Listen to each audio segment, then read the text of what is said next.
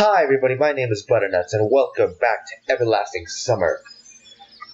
We're running errands because we're going to bake a cake. That's essentially what we're doing today. We went to go get strawberries, we're going to bake a cake, so I'm excited. Let's go. Just after a mere 20. I had no idea how much it weighed, but it felt more like 20 kilos. On the one hand, it was just 200 meters to the canteen.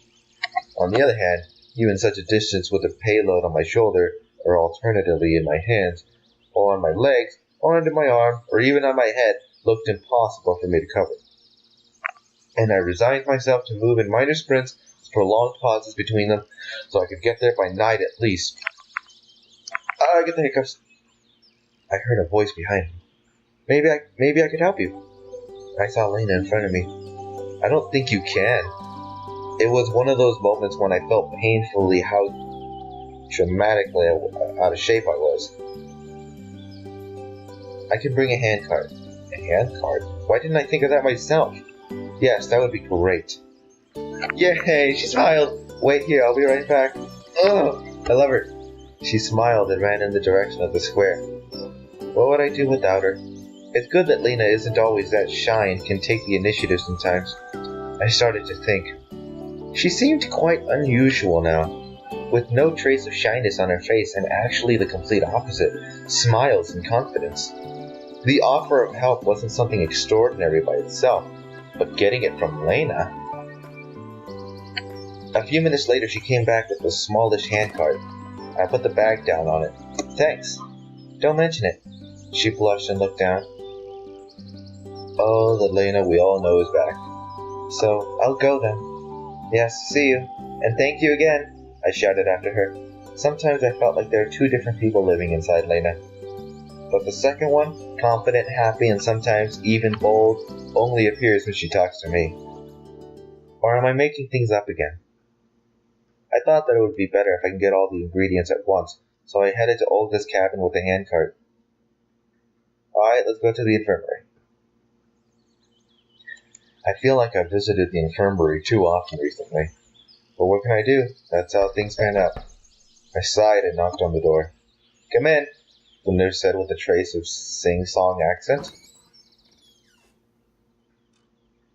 Good afternoon. Olga has sent me to get some... I hesitated slightly. Yeast. Ah, sure. She gave me a broad smile. It's just that I don't have any, Pioneer. How so? She said that. Well, I had some, but now there's none left. I didn't even bother asking why she had it in the first place. Well, don't you worry. You can have some aspirin, for example. That could be some use to me, actually. Where do I get it, then? I sighed. Take this. She opened the drawer and pulled out some kind of bottle. What? Ostankino was a well-known brand of cheap beer in the USSR. I took a closer look. It was Ostankino. I'm just gonna say Ostankino beer. I'm just gonna call it beer. What's the matter? Beer is also a fermented product. She gave me a deep gaze. Nobody will even notice. She had a point, but everything just looked so grotesque to me that I couldn't find anything to say. Are you sure? Absolutely. Okay then.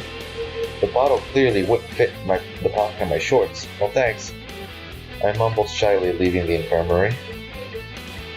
Well, beer certainly could replace yeast. Even my limited knowledge of chemistry and biology was enough to accept this.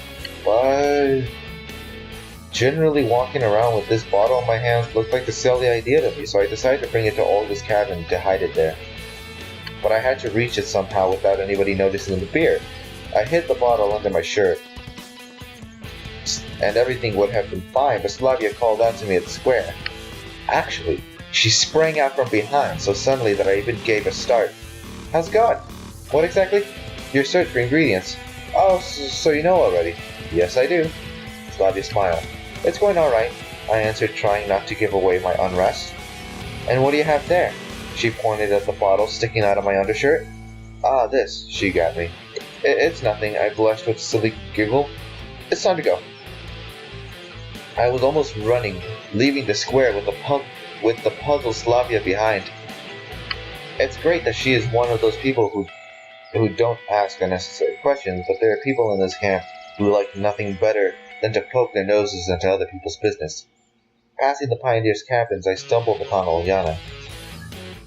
"What are you hiding there?" She gave me one of those cheeky looks. I thought there was no point in denying anything, so I replied in a provocative manner. "It's none of your business.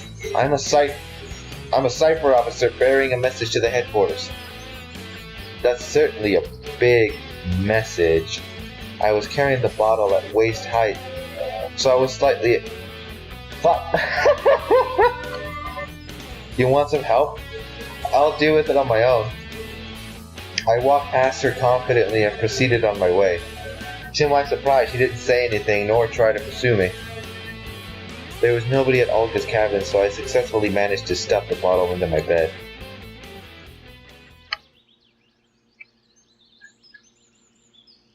Once I got outside, I sighed with relief. Really, I couldn't believe that I would ever worry that much about a single bottle of beer, like I was back in high school. It's a good thing it's safe now. Even if somebody finds it, I'll claim that it's not mine. I could always think up a suitable excuse from an enormous experience. Alright, I guess now we go to the library to get flour for whatever reason. If every other place on the cake ingredients list made at least some sense to me, then flour from the library made none. I thought hard about who would put it in the library and why, but couldn't find any sane explanation after all. Given Xenia's harsh nature, I better knock first. Open! Xenia peered at me closely from behind her glasses. What do you want?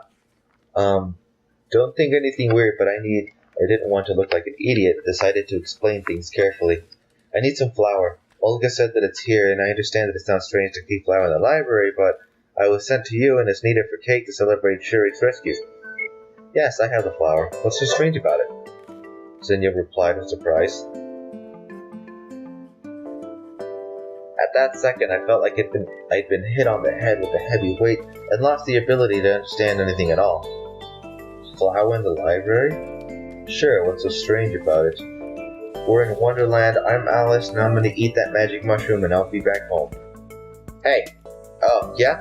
I was daydreaming. This always happens with her. Wait here, I'll be right back. She disappeared behind the bookshelves when I folded my hands and started waiting. A moment later, the sound of a trapdoor groaning on its hinges reached me. Hey, you need some help? I inquired loudly. I'll deal with it! Xenia barked out at me. She seems to be in the basement, so I'll have to wait a little. Okie dokie. A few minutes passed, but Xenia still hadn't returned.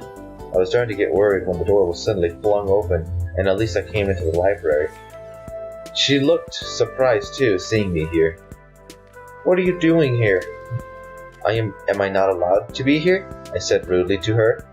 Elisa was clearly a bit overwhelmed. And what do I care? She snorted and headed to Xenia's table.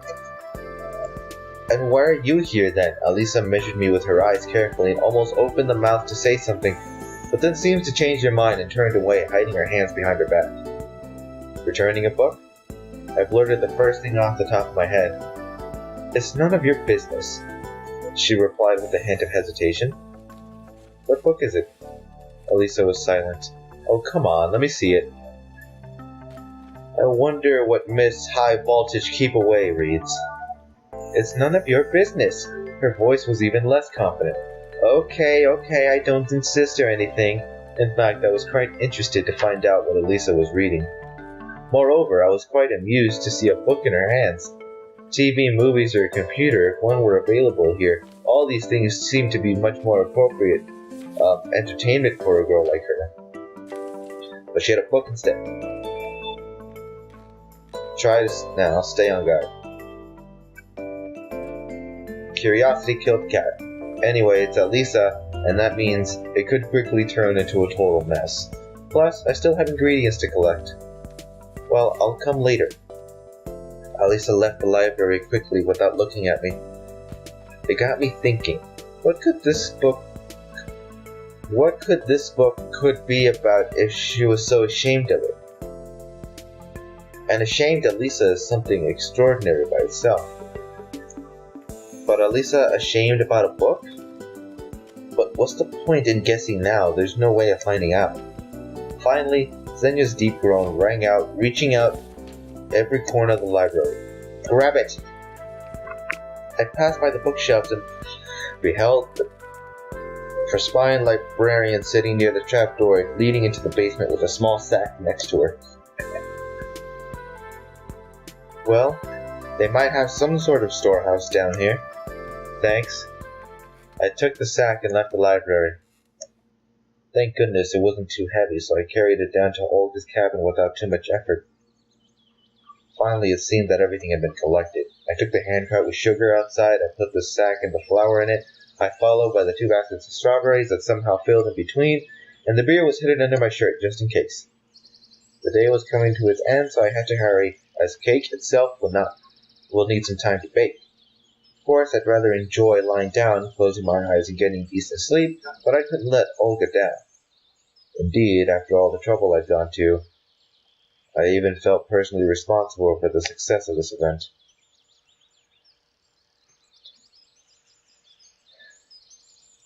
It wasn't that the cart was heavy. It ran smoothly without any noticeable effort required. It was just that physical exertion caused pain to me now. Both physical and a mental one. No, don't fall asleep. Someone's gonna steal it. What's that? I didn't really give a damn who it was. Probably just a fellow pioneer girl taking an interest in an unfamiliar companion in distress. What are you talking about? I asked her tiredly. She didn't reply. Those are the ingredients for a cake. Do you like cakes? I don't know. What? You've never tried cake? I don't know. Obviously the girl didn't get what I was talking about, but it didn't surprise me at that moment. I really wasn't interested in the conversation. I was so tired that I had zero intention of classifying external distractions and tagging them as either common or uncommon. You see, come down to the canteen later and have a bite. Really? Really.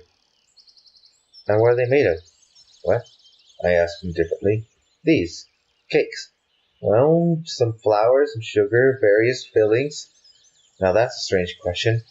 Doesn't she know what cakes are made of? And you have it all here? Yeah, sort of. And sugar? And sugar. Could you lend me a little? What for? I thought it was over the top. A sudden gust of wind made me grab the card instinctively and open my eyes. However, nobody was there. Am I daydreaming? I noticed, though, the sugar sack was untied and a small heap of it had poured out. Could it be that she was scared by the wind and ran away? Having fixed the sack, I got up from the bench and continued on my challenging whatever. There wasn't a single person near the canteen. No wonder. Dinner was still an hour away. I brought the handcart to the rear exit and handed the foodstuffs to the camp cook. She must have already been told what to do with them, as she gave me such an unpleasant look. I'm not sure how long it takes to bake a cake, but it seems she had to hurry. I just wanted to relax for the remaining time up until dinner. In short, I was so tired that I just sat on the steps and waited. My eyes closed themselves. I guess I got so tired throughout the day that I didn't even notice how someone came up to me until they patted me on the shoulder. Oh, thank you. Hi. Miku was standing before me. Yeah? I didn't need a mirror to imagine the expression of skepticism and annoyance on my face. Come on, dude, be nice. Oh, excuse me, I must have interrupted you. No problem, I was just sitting here. Oh, alright then. Miku beamed with a smile. I was just coming to dinner. I thought that it's time already, and then it appeared to me that it's too early, but I decided to check just in case. Maybe it's not me who is mistaken, but the clock is. Well, not the clock. Clock can't be mistaken, it's just that I misread it. She seemed to be ultimately confused now and fell silent. It's still about half an hour before dinner. Oh, that's great. Then I'll sit here and wait with you if you don't mind. Frankly speaking, I do mind. You know, I have some matters to attend to. I stood quickly and left without saying goodbye, ignoring Miku as I always did. while she screamed something after me. Come on, dude, be nice. She's nice. A minute later, I got to the square and sat on the bench with a firm intention of finding quiet and safe place here to wait for dinner. I think this is the first time in the last hour and a half days that I've felt like this. I wasn't just irritated because of some insignificant details, but indeed I was really angry. I've completely stopped caring about where I am and why I am here. I don't care about how to get out either. What's driving me mad is that I always have to carry out some stupid task given by a camp leader. And it's always given to me to get some stupid situations and sometimes even ends up looking like a clown. If all of this is some alien trick or a plot of the universal mind, they better consult me with a psychiatrist.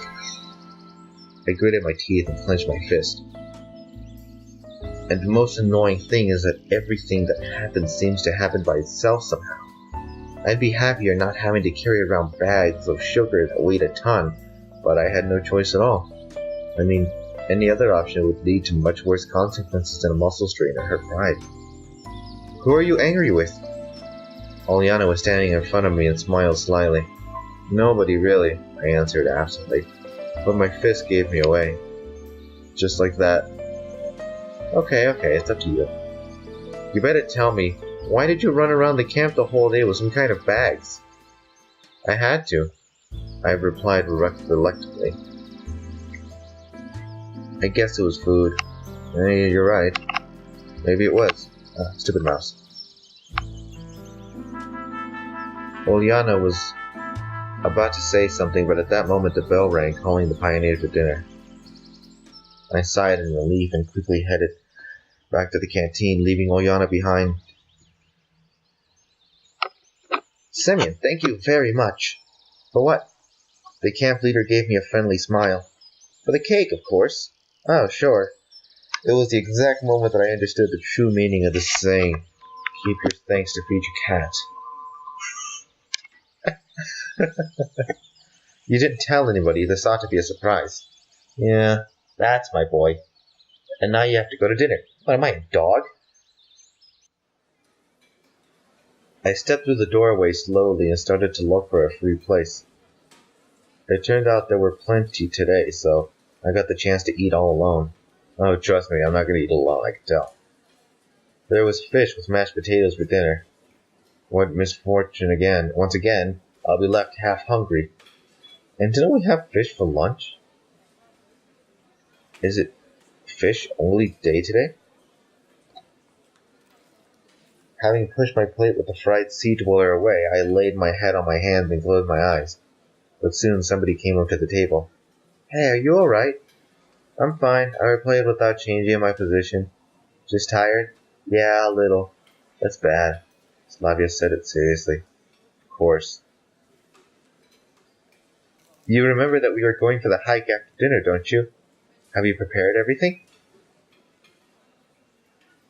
What? Where? I opened my eyes and lifted my head up instantly. Lena was standing by Slavia. The hike? She was surprised. Didn't you know? No?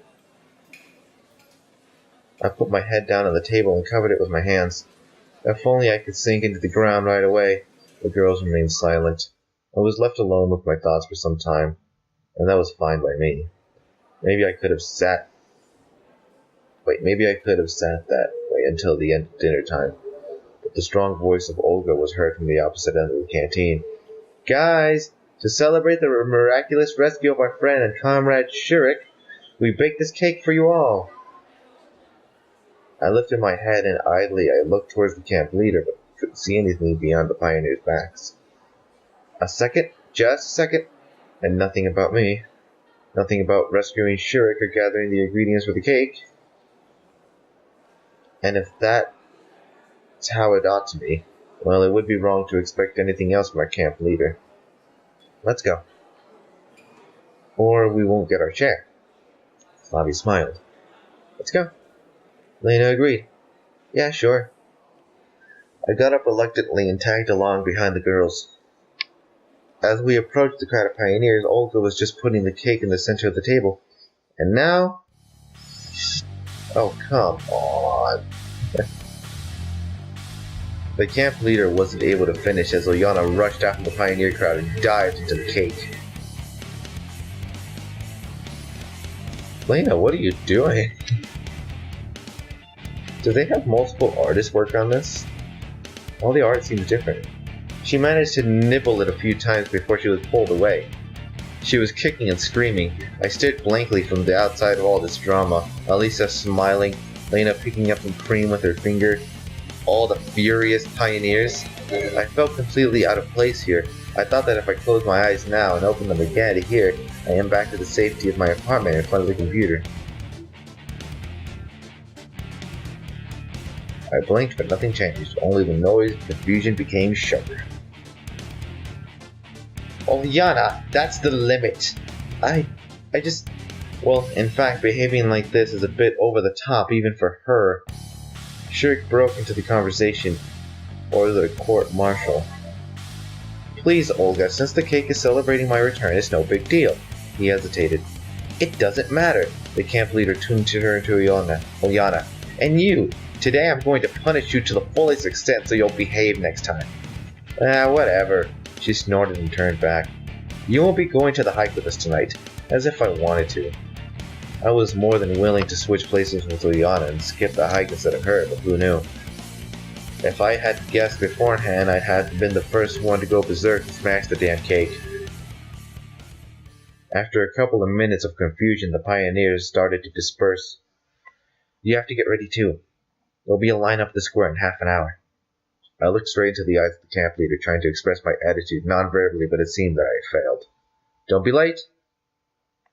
Oliana was sitting at the table when I approached her on my way to the exit. So why did you do it? She looked very upset.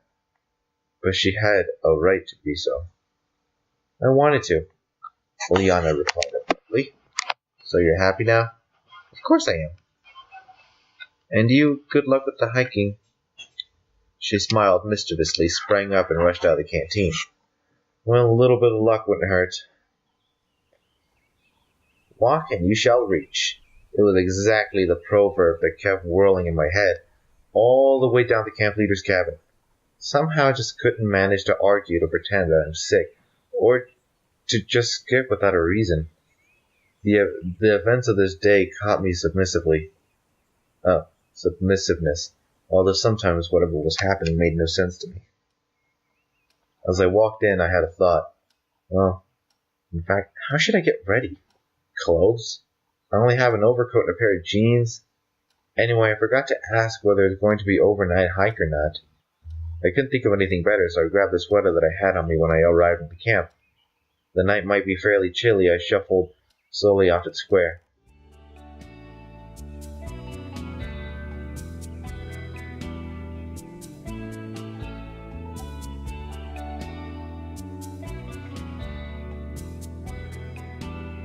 It seems everybody is here. Great.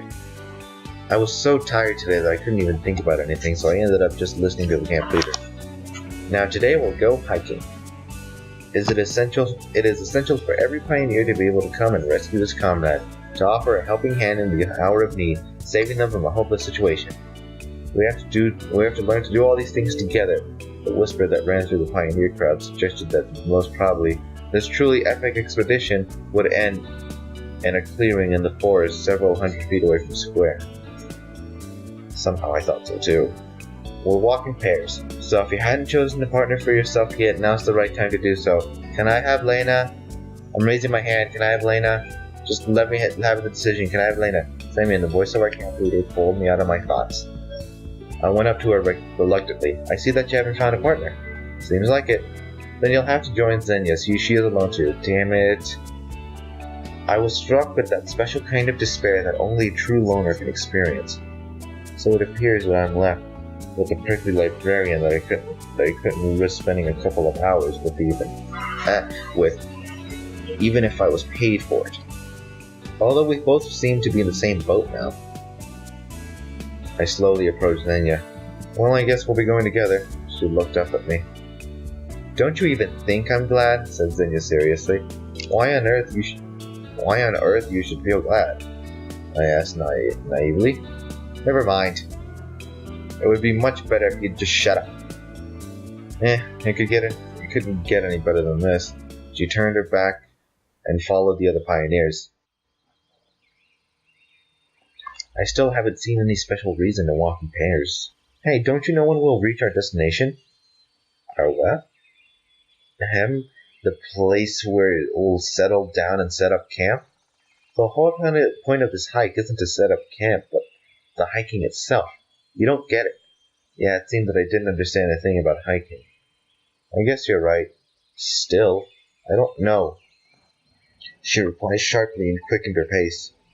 I caught up with her and asked, Listen, why are you always so... I was about to say mean, but stopped short. I hadn't done anything bad to you, and I'm not going to. She glared at me in surprise. Always so what? So unsociable, kind of. Or is it something about me? Oh, cut that stupidity out already. As you wish. I decided not to start a conversation with her for the rest of the hike.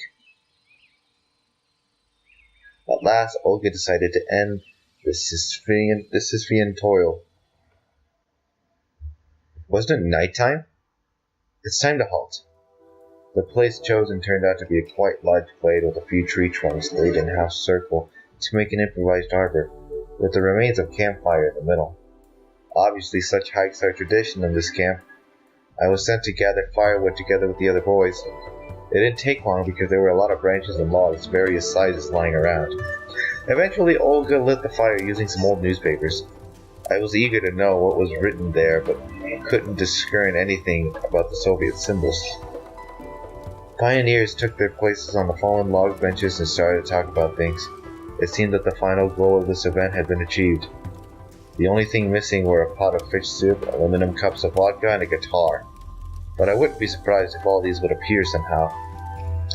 What are you thinking about? Slavia sat next to me. Oh, nothing special, just enjoying the hike.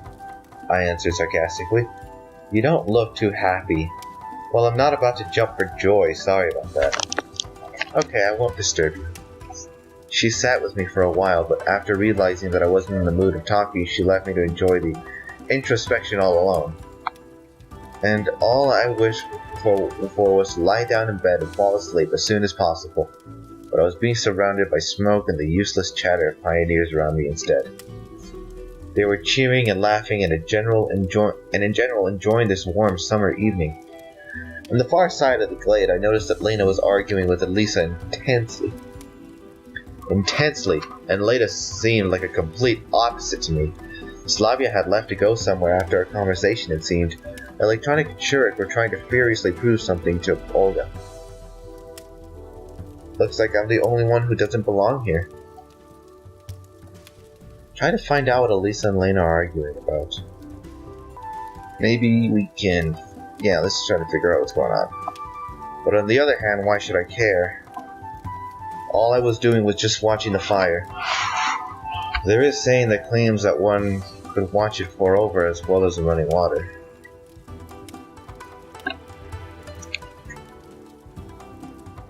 One could watch three things forever: burning fire, running water, and how other people work.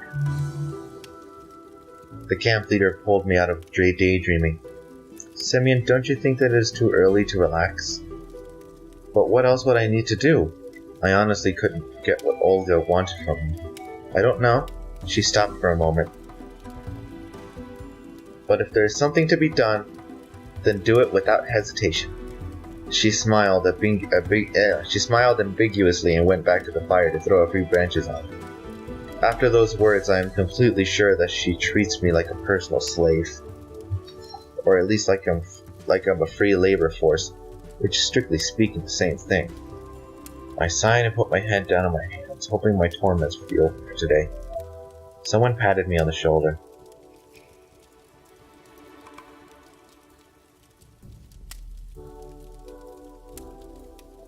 I looked up and saw Shuriken Electronic sat next to me. What do you want? I asked tiredly. Don't be sad. Is there anything better to do? Look, we've been discussing the possibilities for the advancement of cybernetic stuff with Olga. And there's a problem. We need more guys. If you could... He hesitated. Advancements? And those guys are incapable with each other? Or incompatible with each other? I said nothing and started to look over the pioneers around me instead. Well, I don't have time. Can't you see that I'm always busy with the camp leader's errands? Yeah, I guess you're right. It's kind of embarrassing how it all went today with Eliana. I looked at him with surprise. It seems that Shurik blames himself for the K-Games accident. Yeah, it is. All the pioneers seem to be here, but I couldn't spot Slavia anywhere. I think she's angry with me. Who? I asked absently. Oliana. Maybe I should apologize. No, it's not your fault. We sat silently for a while, then I stood up and said, My legs are long, I better take a walk. They made no reply. Alright, I think this has gone long enough. These days are getting longer, so we might be able to start doing 3 episodes per day. So, hopefully. But I really hope you guys are enjoying. I guess we'll see what Lena and Elisa are up to in the next video. So I will see you guys next time. Butternuts out. Hi everybody, my name is Butternuts and welcome back to Everlasting Summer. We are coming at the end of day 5, I think. And just last time we didn't get to see what Oliana and Lena were intensely arguing about, so we'll get to see what that's all about. Let's go. Looks like Olga could have waited to come up with some kind of new task for me. I haven't found Slavia anywhere, maybe I should go and try to find her. On the other hand, I have felt sorry for Oliana every time I recalled her upset face. Maybe this hike isn't the most entertaining thing ever, but sitting there all alone isn't better either. But at the same time, I didn't want to go anywhere. Wait. Remain seated. I guess that's enough for me today. Wait, didn't I, see what's going on with... What?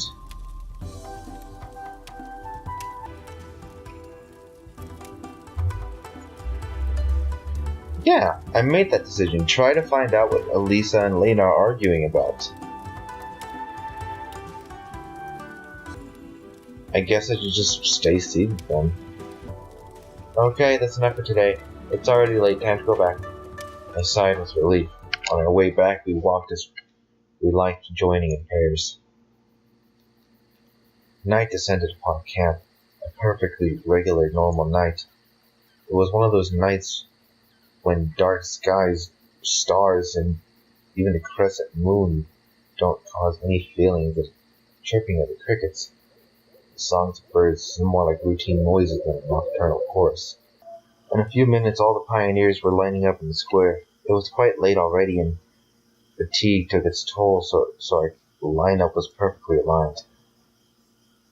It looked to me more like a line of Vikings after a successful battle, where the warriors are happy and smiling, anticipating their return to their families rather than thinking about maintaining correct formation. But someone else could possibly see a completely defeated troop, or a bunch of survivors who have to march to their homeland with the last of their strength. Thanks everyone, and now go to sleep, it's late already. Pioneers quickly each ran their own ways, and I was left together with the camp leader. And we should go too. We went in complete silence to Olga's cabin. Okay, let's sleep, she said, turning off the light. I was tossing and turning for quite a while, recalling all the events of the day. On the one hand, I was overcome with fatigue. On the other hand, I couldn't shake the feeling that I had forgotten something, done something wrong, said something wrong, and this feeling of incompleteness was tormenting me. It's about 2 a.m. All bad things would end sooner or later. At least I would take a break. I fell asleep.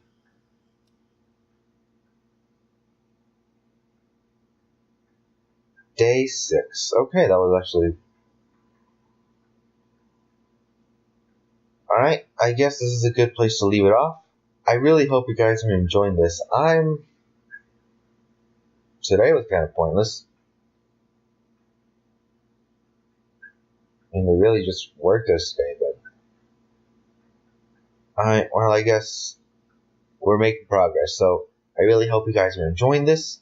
I'll continue this off on day 6 in the next episode, I'll continue this off on day 6 in the next video, and I really hope you guys are enjoying. Alright? Butternuts out.